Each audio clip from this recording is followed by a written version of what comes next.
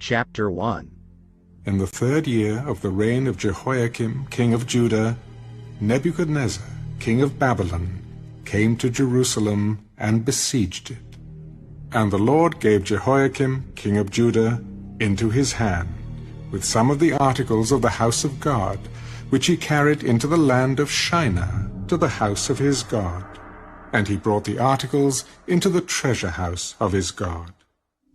Then the king instructed Ashpenaz, the master of his eunuchs, to bring some of the children of Israel, and some of the king's descendants, and some of the nobles, young men in whom there was no blemish, but good-looking, gifted in all wisdom, possessing knowledge and quick to understand, who had ability to serve in the king's palace, and whom they might teach the language and literature of the Chaldeans.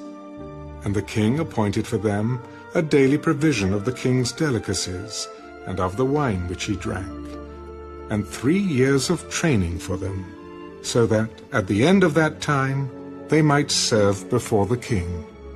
Now from among those of the sons of Judah were Daniel, Hananiah, Mishael, and Azariah.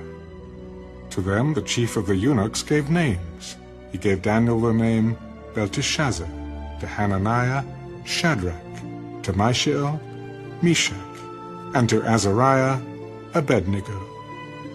But Daniel purposed in his heart that he would not defile himself with a portion of the king's delicacies, nor with the wine which he drank. Therefore he requested of the chief of the eunuchs that he might not defile himself. Now God had brought Daniel into the favor and goodwill of the chief of the eunuchs. And the chief of the eunuchs said to Daniel, I fear my lord the king, who has appointed your food and drink. For why should he see your faces looking worse than the young men who are your age? Then you would endanger my head before the king. So Daniel said to the steward whom the chief of the eunuchs had set over Daniel, Hananiah, Mishael, and Azariah, Please test your servants for 10 days, and let them give us vegetables to eat and water to drink. Then let our appearance be examined before you, and the appearance of the young men who eat the portion of the king's delicacies.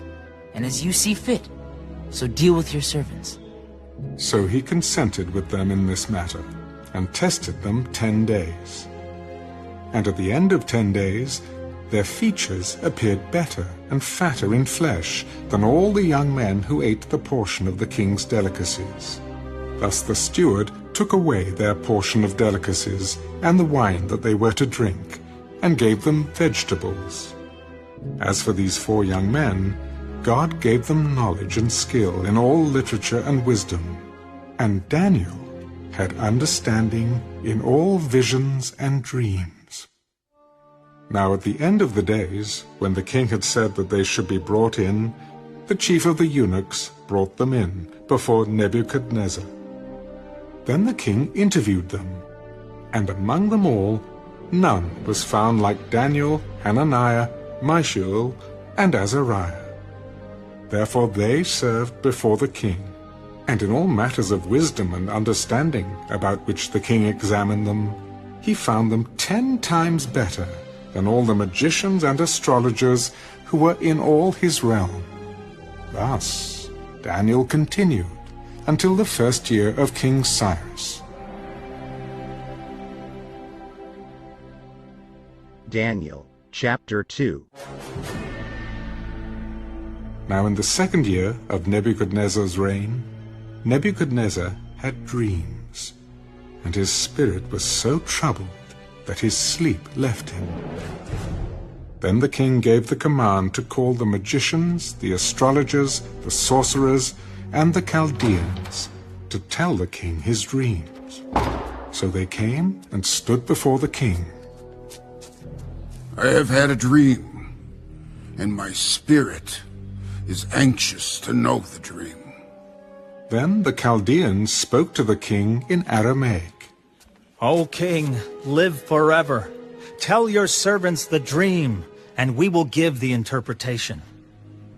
My decision is firm.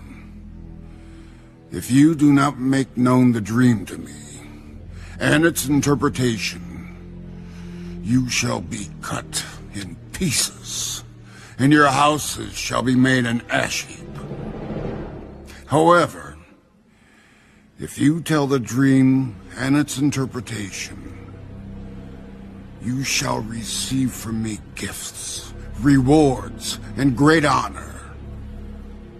Therefore, tell me the dream and its interpretation. Let the king tell his servants the dream, and we will give its interpretation. I know for certain that you would gain time, because you see that my decision is firm. If you do not make known the dream to me, there is only one decree for you. For you have agreed to speak lying and corrupt words before me till the time is changed. Therefore tell me the dream, and I shall know that you can give me its interpretation. There is not a man on earth who can tell the king's matter. Therefore no king, lord, or ruler has ever asked such things of any magician, astrologer, or Chaldean. It is a difficult thing that the king requests, and there is no other who can tell it to the king except the gods, whose dwelling is not with flesh. For this reason the king was angry and very furious, and gave the command to destroy all the wise men of Babylon. So the decree went out, and they began killing the wise men. And they sought Daniel and his companions to kill them. Then, with counsel and wisdom, Daniel answered Arioch, the captain of the king's guard, who had gone out to kill the wise men of Babylon. He answered and said to Arioch, the king's captain, Why is the decree from the king so urgent? Then Arioch made the decision known to Daniel. So Daniel went in and asked the king to give him time, that he might tell the king the interpretation. Then Daniel went to his house and made the decision known to Hananiah, Mishael, and Azariah, his companions, that they might seek mercies from the God of Daniel, chapter 1. in the